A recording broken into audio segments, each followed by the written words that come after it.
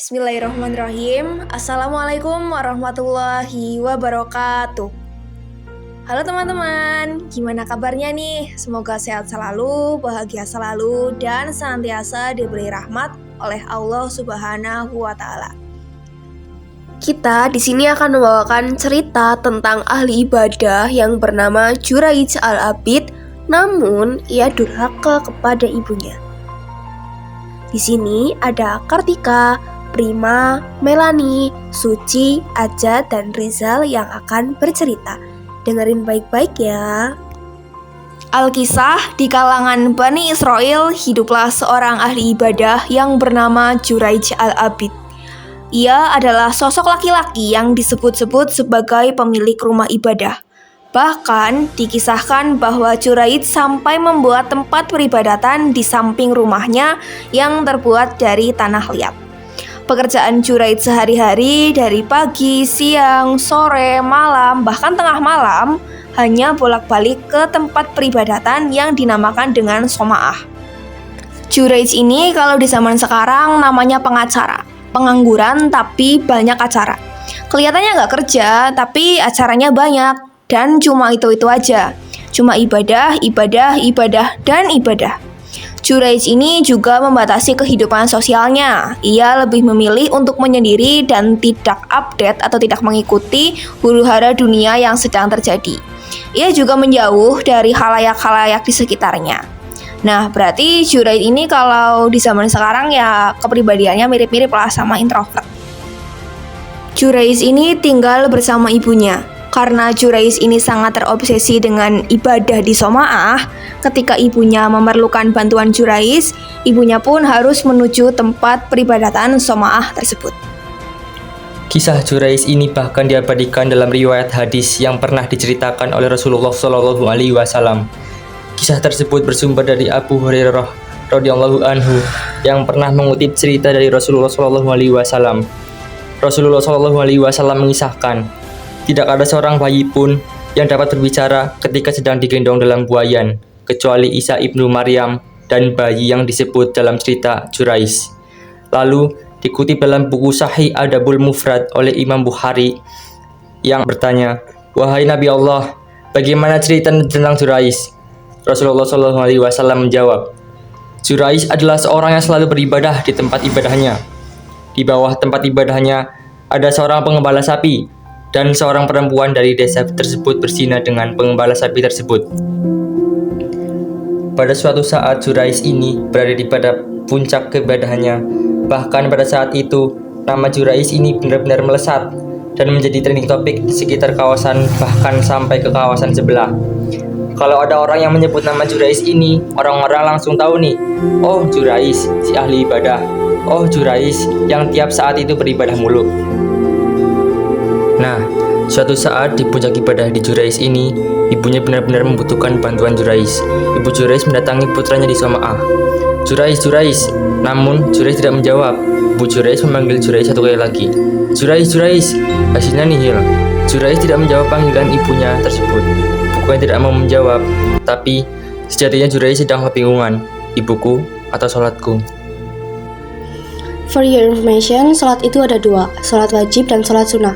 Apabila kita sedang melaksanakan sholat wajib, kemudian ibu kita atau orang lain memanggil kita, maka hendaklah percepatlah sholatmu dan keraskan suaramu agar orang yang memanggil kita itu tahu kalau kita sedang menjalankan ibadah. Namun, ketika kita melaksanakan sholat sunnah, maka batalkanlah langsung sholat tersebut. Tapi si Juraij ini memilih untuk tidak membatalkan sholat, padahal waktu itu Juraij sedang melaksanakan sholat sunnah. Kemudian keesokan harinya, ibunya kembali memanggil Juraij. Juraij. Tetap saja Juraij tidak membalas. Lagi-lagi Juraij kebingungan, ibuku atau sholatku? Karena Juraij tidak menjawab panggilannya, ibu Juraij kembali ke rumah dengan keadaan kecewa. Bahkan setelah selesai sholat pun Juraij tidak menemui ibunya. Pada hari ketiga, ibu Juraij benar-benar membutuhkan bantuan dari Juraij. Ibunya kembali memanggil Juraij dan Juraij tidak membalas lagi. Ibu Juraij marah. Kemudian ibu Juraij ini berdoa kepada Allah, "Semoga Allah tidak mematikanmu, wahai Juraij, kecuali engkau melihat wajah-wajah perempuan pelacur." Setelah itu ibunya pergi. Yang namanya doa ibu itu pasti dikabulkan dan diijabah oleh Allah Subhanahu wa Ta'ala.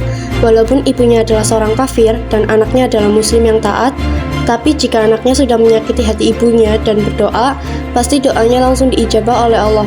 Begitu juga dengan Juraij.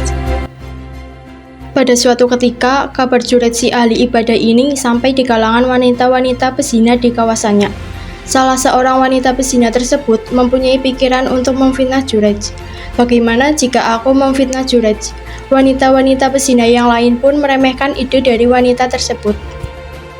Kau tidak akan bisa, dia kan ahli ibadah, pasti tidak akan ada yang percaya. Wanita yang ingin memfitnah Juraij kembali berkata, lihat saja, kalau aku berhasil memfitnah Juraij, aku akan diberi apa? Keesokan harinya, wanita pezina tersebut menghampiri Juraij yang sedang beribadah di tempat peribadahannya. Dengan segala kecantikan, kecerdasan, dan kecintilannya, wanita pezina tersebut mulai menggoda Juraij. Awalnya Juraij terkejut. Juraij berkata, aku takut kepada Allah, aku takut kepada Allah. Namun, wanita pezina tersebut terus menggoda Juraij. Di zaman itu berbeda dengan zaman yang sekarang. Dahulu wanita pezina itu jarang terlihat. Jika kau melihat wanita pezina di zaman itu merupakan ujian yang luar biasa. Wanita itu terus menggoda, sekali tidak mau, dua kali tidak mau, dan tiga kali tidak mau. Sampai wanita ini mengatakan kalau Juraij sudah gila.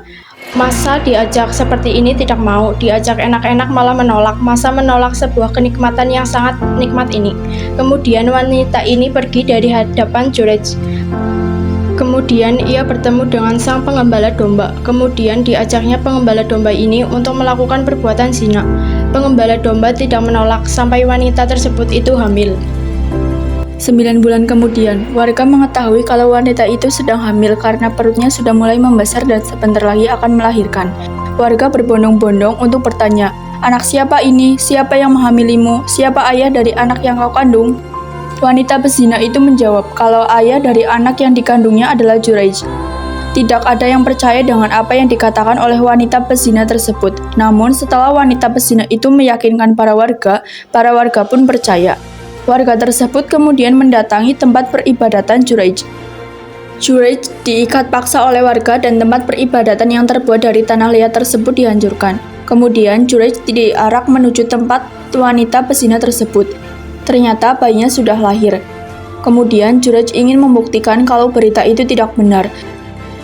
Juraij memegang pusar bayi dengan jari telunjuknya. Juraij bertanya kepada bayi tersebut, siapa ayahmu? Bayi tersebut menunjuk kepada seseorang penggembala dan berkata, itu ayahku.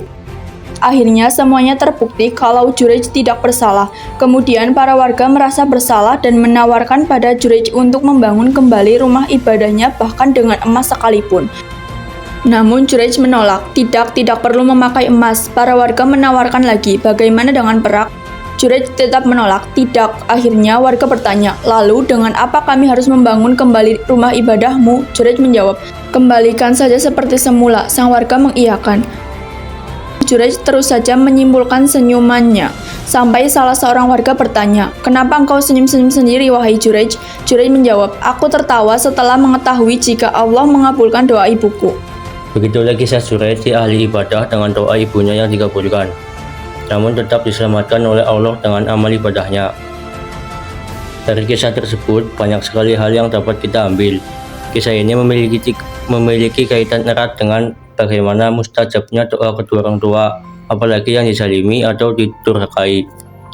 Rasulullah SAW dalam hadisnya pernah bersabda, terdapat 3 doa yang tidak pernah diragukan kemustajabannya, yaitu doa orang-orang yang dizalimi, doa orang musafir, dan doa kedua orang tua kepada anaknya.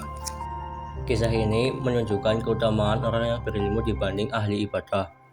Seandainya Juraij seorang alim yang berilmu, maka tentu ia akan lebih memilih untuk menjawab panggilan ibunya dibanding melanjutkan sholat. Seorang anak harus berhati-hati dengan kemarahan orang tuanya, karena jika ia sampai membuat orang tua marah dan orang tua mendoakan jelek, maka itu adalah doa yang mudah dijabahi. Nah, ceritanya udah selesai nih. Cerita Juraij si ahli ibadah yang durhaka kepada ibunya. gimana ceritanya. Semoga teman-teman bisa mengambil pelajaran dari cerita yang sudah dibawakan ya. Terima kasih sudah mendengarkan. Kapan-kapan lagi ya dengar cerita dari kita. Terima kasih. Wassalamualaikum warahmatullahi wabarakatuh.